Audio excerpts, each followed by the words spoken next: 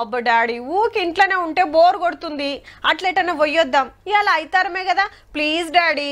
Mummy మా దోస్తోళ్ళు పోయిన వారం పలానా కాడికి పోయొచ్చిరట, ఫోటోలు చూపించిండు, మస్తు అనిపిస్తుంది మమ్మీ.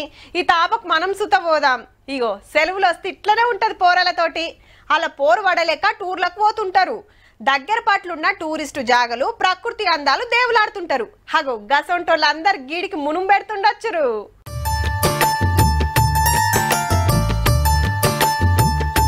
మూడు నెలల తర్వాత నల్లమల అడవుల్లో మళ్ళా చాలైంది జంగల్ సఫారీ.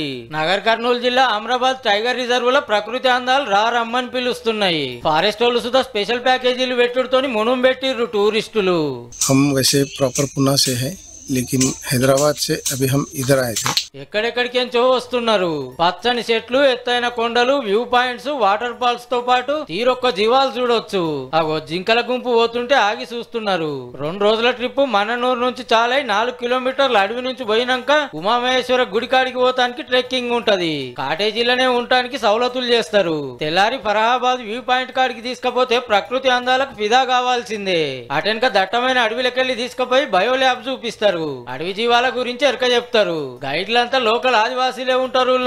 అట్లా వాళ్ళకింత ఉపాధి దొరుకుతుంది అన్నట్టు. పెదపుల్లు, సిరదపుల్లు, ఎలుగుబంట్లు, జింకలు ఇట్లా తీరొక్క జీవాలు చూడొచ్చు. అబ్బా ఇప్పుడే పోతామని ఉరికేరు. మొదల ఆన్లైన్ లో బుకింగ్ చేసుకుంటేనే సఫారీకి ఛాన్సు.